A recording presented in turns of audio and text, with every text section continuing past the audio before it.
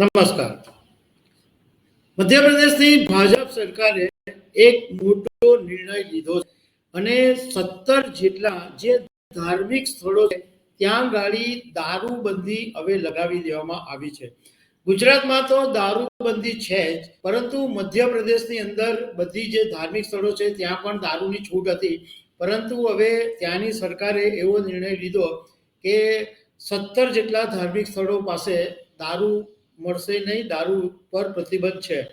એટલે તમે જુઓ, મધ્યપ્રદેશમાં ખાસ કરીને ઉજ્જૈનના જો મહાકાલ પણ જવાના હો તો તમે ધ્યાન રાખજો કે હવેથી ત્યાં દારૂ મળવાનો નથી, કારણ કે સરકારે પ્રતિબંધ મૂકી દીધો છે. આ ઉપરાંત ઓમકારેશ્વર જે બહુ જાણીતું સ્થળ છે કે ગુજરાતમાંથી પણ ઘણા બધા લોકો મહાકાલ ઓમકારેશ્વર દર્શન કરવા માટે જતા હોય છે.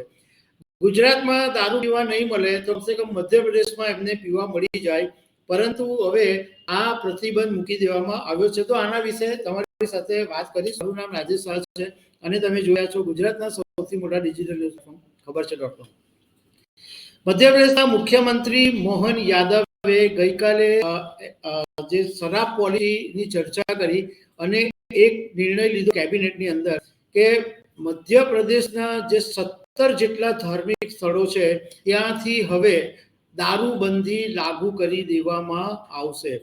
અને આ જે 17 ધાર્મિક સ્થળો છે એમાં એક મ્યુનિસિપલ કોર્પોરેશનનો વિસ્તાર આવે છે, 6 નગરપાલિકાનો વિસ્તાર આવે છે, 6 નગર પંચાયતનો વિસ્તાર આવે છે અને 7 જેટલા ગ્રામ પંચાયતનો વિસ્તાર આવે છે.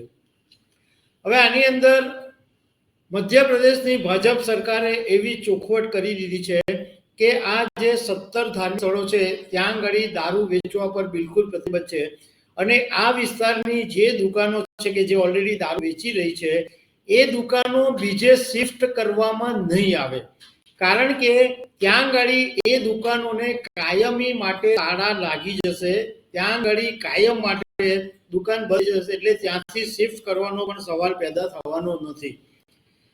બીજું કે જે એક જૂની પોલિસી છે, નર્મદા કિનારાની બંને તરફ 5 કિલોમીટરના વિસ્તારમાં દારૂબંધી રાખવામાં આવેલી છે, તો એ નિર્ણયને પણ યથાવત રાખવામાં આવ્યો છે. એ નિર્ણયમાં કોઈ પણ ફેરફાર નથી કરવામાં આવ્યો, એવું પણ મોહન યાદવે કીધું.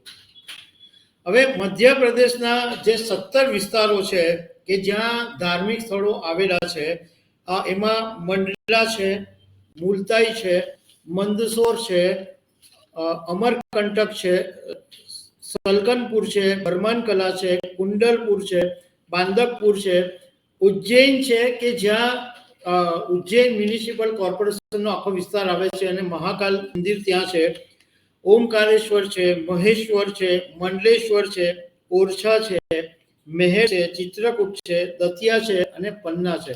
આટલા 17 વિસ્તારો છે કે જે ધાર્મિક સ્થળો આવેલા છે. અને મધ્યપ્રદેશની અંદર તો એક મંદિર એવું છે કે ત્યાં ભગવાનને પોતાને દારૂ પીવડાવવામાં આવે છે, ત્યાં આગળ શરાબની બોટલ વેચાય અને ત્યાં તમારે લઈ અને ભગવાનને પ્રસાદી તરીકે દારૂ ચડાવવામાં આવે છે. પરંતુ એ વિસ્તાર પણ હવે કદાચ આ સરકારના નિર્ણયને કારણે આ દારૂ વેચવાનું બંધ થઈ જશે, ભગવાનને પણ કદાચ પ્રસાદી બંધ થઈ જશે. તો દર્શક મિત્રો, આવી અનેક વાતો સાથે અમે તમને મળતા રહીશું. Thank you very much.